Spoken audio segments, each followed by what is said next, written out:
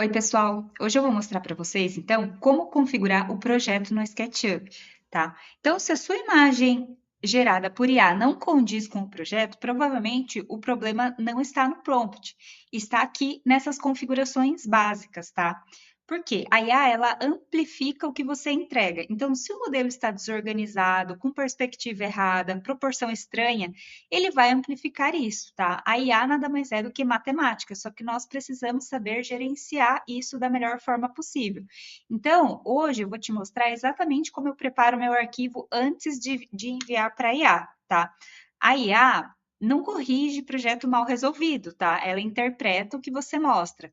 Então, aqui vai a primeira dica de ouro, tá, gente? Um projeto bem executado, bem modelado, vai trazer uma imagem boa, que traz realismo, né? Uma imagem renderizada com uma estética legal, bacana. Então, a gente precisa procurar sempre utilizar blocos de qualidade, texturas de qualidade, tá? Porque a IA, ela respeita a perspectiva, a luz base, proporção, a composição.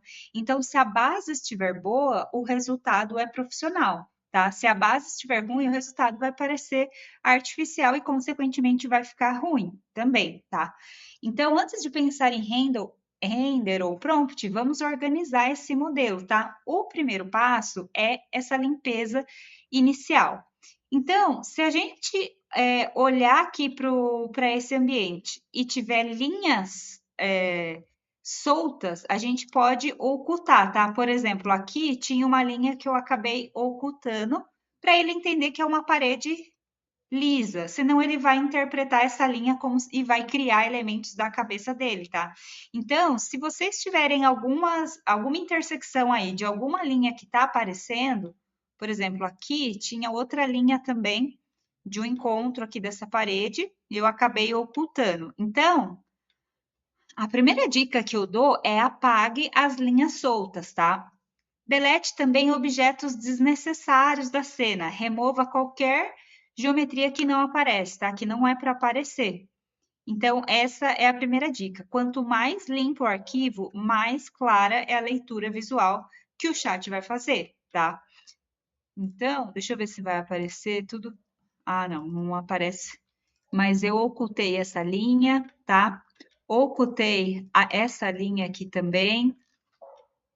Isso tudo para ficar um projeto mais limpo. Outra coisa que eu faço aqui é, tá vendo que a minha cena, ela já diminuiu aqui a espessura dessas arestas e a cor. Então, eu sempre venho aqui em estilos e apago essa barrinha aqui de perfis. Eu deixo desabilitada. E a cor da minha aresta, eu também deixo aqui, ó, num cinza mais clarinho. Se vocês notarem no começo do vídeo, ele está bem escuro e bem marcado. Então, a primeira dica também é vir aqui, né, desabilitar o perfil e deixar as arestas num cinza mais clarinho, tá? A terceira dica, então, nós já falamos de limpeza, né? Já falamos sobre arestas, sobre ocultar ali o perfis. Então, a gente consegue fazer essa edição aqui na bandeja padrão em estilos. Então, a gente vem aqui em editar e desabilita essa aba perfis. Coloca a aresta num cinza mais clarinho, tá? E a terceira dica que eu quero falar aqui com vocês é sobre a configuração de câmera, que esse é um ponto que influencia muito no realismo. Então, a gente precisa organizar aqui o nosso campo de visão. Se vocês digitarem no teclado Z e colocar entre 40 a 50, ó, você consegue aqui editar a câmera para ela trazer esse realismo para nossa cena. Então, outro ponto importantíssimo também é vir aqui em câmera e colocar a perspectiva de 2 pontos. O que que faz essa perspectiva de 2 pontos? Ele alinha todas as arestas na vertical, tá? E isso também deixa esse enquadramento muito melhor para a sua imagem ficar mais realista, tá?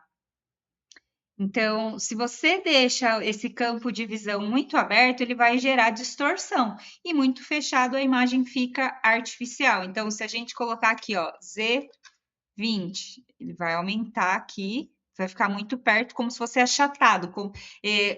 Quanto menor esse número, ele vai ficar numa visualização mais em 2D, né?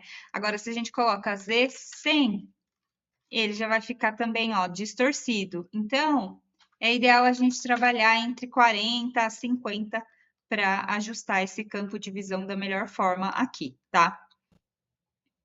Então, lembrando também sempre de deixar ativado o perspectiva de 2 pontos aqui na câmera, tá? Isso é uma dica muito importante também para conseguirmos trazer mais realismo para o nosso render, tá? Pessoal, outra coisa muito importante que eu já deixo sempre ativado é virmos aqui em bandeja padrão, na sombra, e marcar essa opção aqui, ó, usar o sol para fazer sombras. Porque percebe, se ele ficar desativado, olha como a minha cena está escura. Então, isso ajuda a inteligência artificial a entender todos os pontos, né? Do teto, as paredes, isso facilita muito. E aí eu regulo aqui a intensidade. Então, eu mexo aqui nessa barrinha do escuro e claro. Isso é importante também, porque daí ele entende que tem um teto aqui, tá?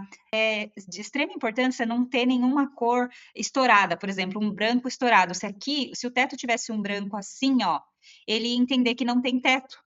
Então, é importante que tenham esse contraste entre o teto e a parede para que ele entenda que nesse projeto tem o teto, tá? Então, nunca deixe algo muito estourado, como vocês estão vendo aqui, né? É como se aqui esse ambiente estivesse aberto e em cima fosse o céu, vamos dizer assim, né? Então, sempre regule essa barrinha, tá? Nunca deixe nenhuma cor muito estourado. Então, a gente precisa evitar esses tons, né? Estourado, manter a escala humana correta, aqui o ângulo de visão, nosso campo de visão, a câmera, ajustar esse ângulo para que a nossa imagem fique mais realista, tá?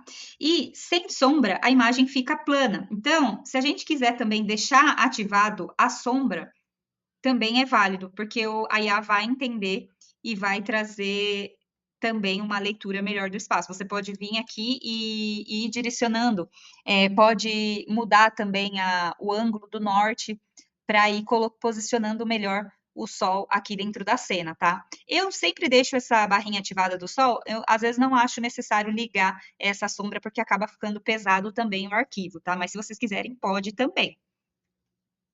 Bom, agora eu quero falar sobre exportação. Também é um ponto importante, que se a gente, na hora de exportar esse print, se a gente quiser ir lá e aumentar a configuração dessa imagem, isso também ajuda o chat a entender de uma melhor maneira. Então, a gente vem aqui em exportar gráfico 2D, e aqui, olha, em opções, você vai ver que tem uma possibilidade de aumentar os pixels, né? Aumentar a qualidade dessa imagem.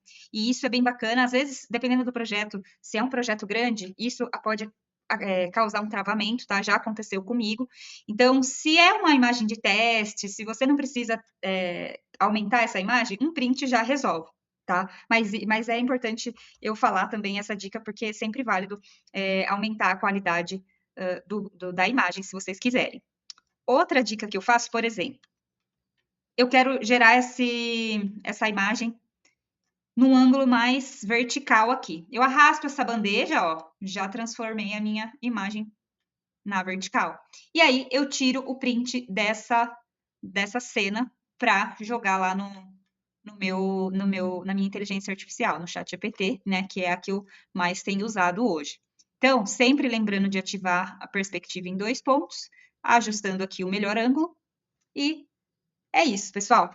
Essas foram algumas dicas, então, para deixar limpo o seu SketchUp, para deixar claro, né, usando o sol, e ocultando arestas ou coisas que não são relevantes, que o chat vai interpretar de uma maneira diferente e vai acabar criando algum elemento, tá? Então, quanto mais limpo a maquete, a modelagem tiver, melhor é para ele poder gerar um bom resultado, tá? E lembrando sempre que um projeto bem modelado é a metade do realismo. Agora você já sabe preparar sua base. No próximo vídeo, eu vou te mostrar como usar o chat GPT de forma correta para extrair o máximo dos seus prompts.